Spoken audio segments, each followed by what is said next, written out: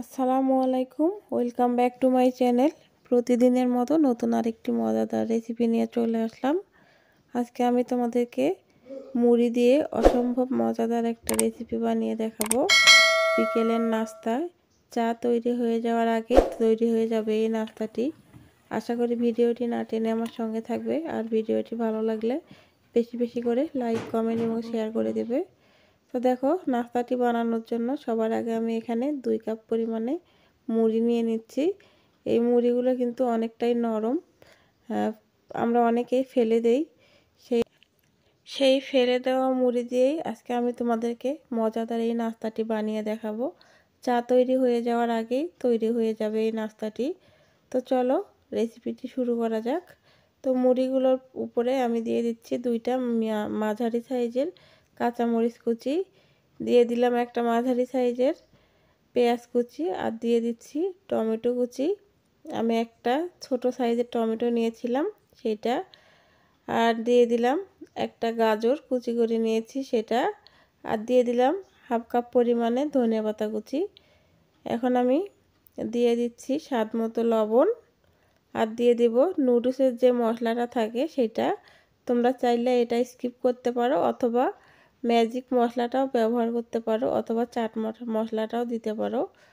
তো একে একে আমি সবগুলো উপকরণ দিয়ে দিচ্ছি। দিয়ে দিলাম টালা ধনিয়া এবং জিরের গুঁড়ো হাফ চা চামচ, আর দিয়ে দিলাম এখানে শুকনো চালের গুঁড়ো 2 চা চামচ। সবগুলো উপকরণ খুব ভালোভাবে মিক্স করে নিচ্ছি, যেন সবগুলোই ভালোভাবে মিক্স হয়ে যায়। তো আমি হাতের সাহায্যে করে নিলাম। এখন আমি দিয়ে দেবো একটা ডিম। আমি একটা হাঁসের ডিম এখানে ব্যবহার করলাম। তোমরা চাইলে এখানে যে কোনো ডিম ব্যবহার করতে পারো, ব্রয়লার ডিম অথবা হাঁসের ডিম, যেটাই হোক না কেন। তো এই ডিমটা দিয়ে আমি সবগুলো উপকরণ খুব ভালোভাবে মিক্স করে নেব। মাখতে মাখতে এক পর্যায়ে এটা নরম হয়ে আসবে, যে কোনো আকারে শেপ দিতে সুবিধা হবে। এই জন্য আমি ভালোভাবে কষলিয়ে কষলিয়ে দেখো মেখে নিচ্ছি। দেখো মেখে নেওয়া কমপ্লিট হয়ে গেছে। তো আমি একটা একটা করে লাড্ডুর আকার করে আস্তে করে একটুখানি মাঝখানে চাপ দিয়ে দিব, তৈরি হয়ে যাবে পেঁয়াজের মতো। তো এটা বেঁচে যাওয়া, ফেলে দেওয়া বলতে গেলে মুড়ি দিয়ে আমি তোমাদেরকে বিকেলে স্ন্যাক্স অথবা নাস্তা বানিয়ে দেখানোর চেষ্টা করেছি। কেমন লেগেছে অবশ্যই কমেন্ট করে জানাবে। তোমাদের সুন্দর সুন্দর কমেন্ট আমার পরবর্তী ভিডিও দেওয়ার জন্য অনেক অনেক উৎসাহ জাগায়। তো দেখো সবগুলোই তৈরি হয়ে গেছে, এখন এগুলো ভেজে নেওয়ার পালা। তো বন্ধুরা, আমার এই ভিডিওটি দেখতে দেখতে যদি কোনো একটা জায়গা ভালো লেগে যায় বা উপকারে আসে, প্লিজ চ্যানেলটি সাবস্ক্রাইব করে অল নোটিফিকেশন অন করে দিও। তাহলে আমি নতুন কোনো ভিডিও দেওয়ার সঙ্গে সঙ্গে পৌঁছে যাবে নোটিফিকেশন।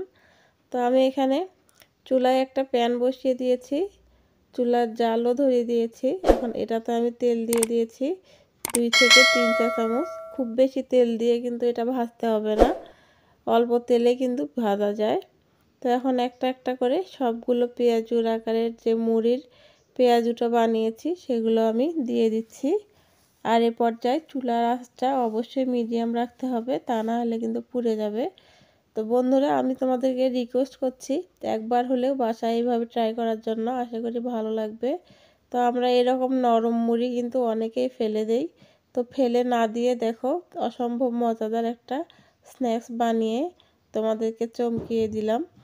তোমরা অবশ্যই বাসায় একবার ট্রাই করবে। তো দেখো এক পিঠটা হয়ে গেছে, এখন আমি উল্টে দেব। এতটাই মুচমুচে এবং ক্রাঞ্চি হয়েছিল যা তোমরা একবার বাসায় না বানালে বুঝতে পারবে না। একে একে আমি এখন সবগুলো ভালোভাবে উল্টে পাল্টে নিচ্ছি। দেখো কতটা ফুলেছে আর কতটা লোভনীয় লাগছে দেখতে, দেখে বুঝতেই পারবে না যে এটা মুড়ি দিয়ে। নতুন বন্ধু, পুরনো বন্ধু, সবাইকে জানাই আমার পক্ষ থেকে প্রাণ ভরা ভালোবাসা।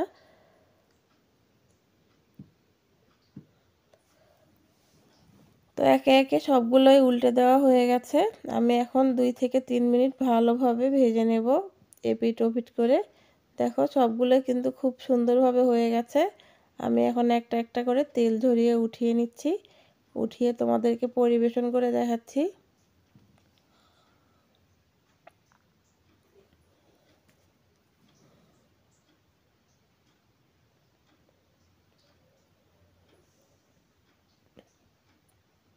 দেখো একে একে সবগুলোই উঠিয়ে নেওয়া হয়ে গেছে। এখন আমি তোমাদেরকে পরিবেশন করে দেখাচ্ছি। তো দেখো বন্ধুরা, তৈরি হয়ে গেল মজাদার এই মুড়ি দিয়ে বিকেলের নাস্তা। তো আমি রিকোয়েস্ট করছি একবার হলেও বাসায় এইভাবে ট্রাই করার জন্য। আশা করি তোমাদের ভালো লাগবে। ভিডিওটি ভালো লাগলে লাইক, কমেন্ট, শেয়ার এবং সাবস্ক্রাইব করে অল নোটিফিকেশন অন করে দিও। আমি নতুন ভিডিও দেওয়ার সঙ্গে সঙ্গে পৌঁছে যাবে তোমাদের কাছে নোটিফিকেশন। তো আজকে এই পর্যন্তই, দেখা হবে নতুন আরেকটি ভিডিওতে। সেই পর্যন্ত সবাই ভালো থেকো, সুস্থ থেকো আর আমার এই ছোট্ট পরিবারের পাশে থেকো। আজকে এই পর্যন্তই, আল্লাহ হাফেজ।